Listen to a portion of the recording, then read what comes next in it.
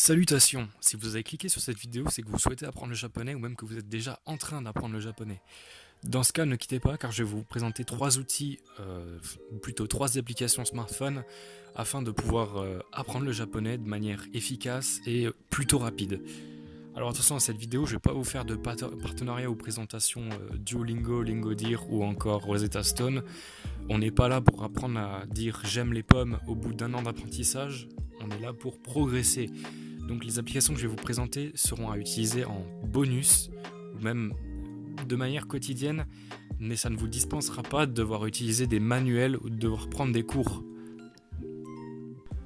Aujourd'hui, je vais donc vous présenter les trois applications suivantes qui sont Anki Droid, Kanji Study et Dictionary Takoboto. Ces trois applications vont donc vous permettre d'avancer plus ou moins rapidement, en tout cas de manière efficace, et c'est des applications que moi j'utilise tous les jours et que je considère absolument essentielles afin de progresser en japonais et de ne pas se dire au bout de 6 mois je suis bloqué, qu'est-ce qui se passe, qu'est-ce qu'il faut que je fasse, par où il faut que je reprenne, par où il faut que je commence. C'est chiant, on va pas se le cacher. La première application est Anki Droid. Alors Anki Droid, c'est une appli de flashcard, donc c'est très simple, ça va jouer sur la répétition. Vous allez voir plusieurs fois des mots et à force de les répéter et de les répéter, vous allez finir par les mémoriser. Là, comme vous voyez, on peut créer des decks, donc il y en a plusieurs que vous pouvez télécharger sur le site de Anki ou en créer vous-même. Vous pourrez faire des groupes, mettre vos propres decks en fonction des thèmes, de ce que c'est, des verbes, des adjectifs, etc. etc. Il va y avoir un nombre précis par jour que vous pouvez déterminer ou respecter de révision. Par exemple, 20 mots par jour au hasard dans la liste de, je sais pas, 100 ou 200 mots. Et au fur et à mesure des jours, vous allez tomber sur des mots différents. Donc voilà, on peut un petit peu consulter nos decks et puis commencer déjà à lire un petit peu les mots, ce qu'ils veulent dire, et ensuite s'interroger sur la répétition. Donc comme vous voyez, il y a un mode jour et un mode nuit, ce qui est somme toute plutôt pratique. On va pas se le cacher, surtout que la plupart des gens que je connaisse étudient le soir, donc ça fait moins mal aux yeux. Donc voilà, là on sélectionne les adjectifs. Petit, on le révèle si on l'a eu en tête, et on met si on a eu bon, si on l'a tout de suite compris, si c'est plutôt difficile, ou si on l'a pas eu du tout. Et en fonction de ça, l'application va déterminer en fait à quelle fréquence elle va vous la répéter. Si vous l'avez deviné tout de suite, il va y avoir beaucoup plus de délai. Bon, là il y a marqué 5 ans par exemple, mais ce sera en jours. Si vous la connaissez tout de suite, il va peut-être vous la répéter dans 2-3 jours. Si vous avez eu du mal, il va vous la répéter dans le lendemain. Et si vous avez vraiment pas trouvé du tout le mot, il va vous le répéter dans la journée ou même le lendemain. Donc voilà, c'est vraiment si vous y arrivez ou pas. Donc voilà, là on peut créer des paquets. Il suffit de donner un nom au jeu de cartes. Allez, on va mettre test 1. Le petit drapeau japonais. Ok. Et dans ce deck, j'en ai beaucoup, on va essayer de le retrouver, il est là. Dans ce deck, voilà, on va pouvoir ajouter. Donc allez, on va mettre... change de clavier d'abord. On va mettre, Nihongo. On met le mot en japonais, on met la lecture en hiragana, le sens du mot, et on va pouvoir mettre également des exemples. Donc, ce qui va nous permettre donc de créer nos propres flashcards pour le coup. Après, comme je disais, il y a des flashcards sur le site de Anki qui sont déjà toutes faites. Donc voilà, Nihongo Benkyo Shimasu, qui veut dire j'étudie le japonais. Donc une phrase plutôt simple pour le coup, mais c'est juste histoire de prendre un petit exemple. Donc une fois qu'on a rempli, on valide. Voilà, 2 cartes ont été ajoutées, donc l'une où tu vas avoir le mot en français et l'une où tu vas avoir le mot en japonais. Voilà, hop. Une fois qu'on a deviné, est-ce qu'on a eu bon ou est-ce qu'on a eu pas bon? Bon, moi je la connais, donc je vais mettre que c'était très bon. Et voilà, on voit un petit peu comment ça fonctionne. C'est juste de la répétition. Faut s'auto-s'évaluer soi-même et puis voilà. Deuxième application, un très gros morceau, Kanji Study. Alors attention, l'application est gratuite pour le niveau des kanji N5 et elle se débloque pour à peu près 8€ je crois en intégralité jusqu'au niveau N1 et plus.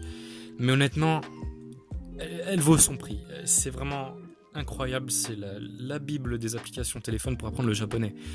Donc là on est sur le menu, bon, il va y avoir la synthèse vocale, un petit peu les jours de révision, etc.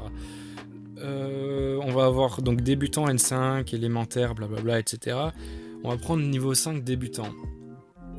On peut étudier 3 fois, enfin de 3 manières différentes. Il y a l'étude à partir de cartes qui va vous permettre de voir comment ils s'écrivent et d'un petit peu regarder des exemples de mots, etc. Et dans ce mode-là, vous pouvez également écrire donc vous-même, vous entraîner à repasser en fait sur le kanji. Donc ce qui est plutôt pas mal si c'est des kanji que vous avez absolument jamais vus. Ça permet de vous entraîner un petit peu et d'avoir l'assistance de l'application. Vous avez aussi un mode d'écriture libre, mais je vois pas l'utilité à moins que vous ayez un Samsung Galaxy Note, donc qui vous permet d'écrire avec le stylet, parce que comme vous voyez avec le doigt c'est un petit peu difficile, on va pas se le cacher. Et sinon le mode défi où c'est un petit peu un mode aimanté. Donc là ensuite on va pouvoir avoir des exemples de mots et on peut afficher donc les différents sens de ces mots-là. On va avoir le niveau qui est écrit N2 ou N1 et le nombre d'exemples. Donc voilà, on va avoir des phrases exemples, les différentes prononciations des kanji. On peut également ajouter aux favoris des mots. Et on va pouvoir voir des phrases qui sont même décomposées par l'application et qui nous indiquent donc tous les kanji qui sont dans la phrase. Deuxième mode, on a un quiz à choix multiples, donc c'est pour les lectures. Il va vous afficher les kanji et vous allez devoir mettre les lectures on et kun. Les lectures les plus courantes, on va dire, parce que sinon on va jamais finir. Et ensuite, troisième mode, le test d'écriture. Donc le test d'écriture, c'est vraiment le super mode. Ça va vous permettre de vous interroger vous-même en écrivant les kanji à répétition, dans l'ordre des traits, et en essayant de pas vous planter, de bien les dessiner. L'application est assez stricte, on va dire, sur les dessins, donc il faut vraiment vous appliquer, c'est ça qui est très bien aussi. Voilà, là on est sur des kanji vraiment, vraiment basiques, et c'est vraiment la perle de l'application. Vous pouvez aussi demander l'aide à l'application, il va vous afficher quelques traits en plus que vous avez pu oublier, ou alors vous allez pouvoir vous planter tout simplement, et puis essayer de faire votre score à 100%. Voilà, donc là on voit un petit peu le résumé. Bon, j'ai arrêté avant, mais on voit que je me suis pas planté, ça va, j'ai bien révisé. Ensuite, voilà, on peut combiner les listes. Voilà, donc là avec les 8 x 10, j'ai fait une liste de 80, donc tous les kanji du N5, ce qui permet de faire en sorte comme si c'était une grande épreuve. Et je peux aussi les rediviser. Donc voilà, c'est plutôt pratique, les séries on peut les faire comme on veut. Donc voilà, niveau N5 à niveau autre, donc 4000 kanji en plus qui sont pas trop utilisés. On a un mode jour et un mode nuit, ce qui est plutôt pas mal, comme toutes les applications que je vais vous présenter là en fait.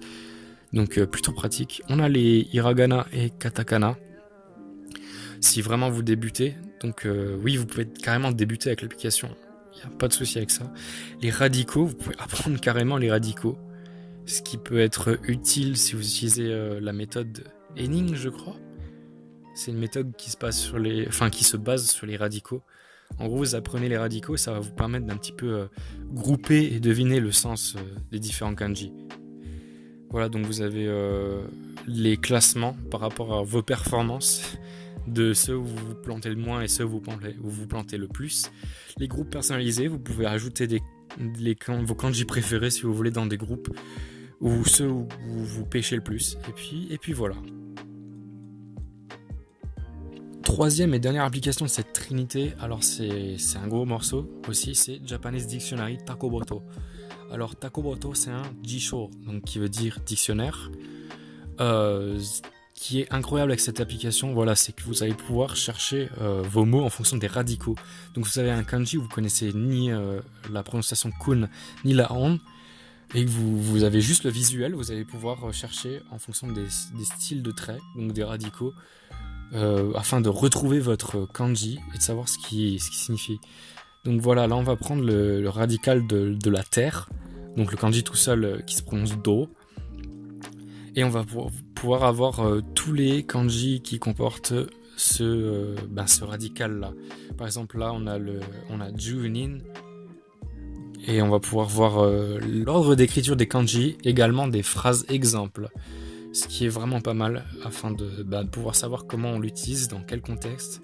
On peut ajouter aux favoris, comme je viens de le faire, et l'enlever du coup.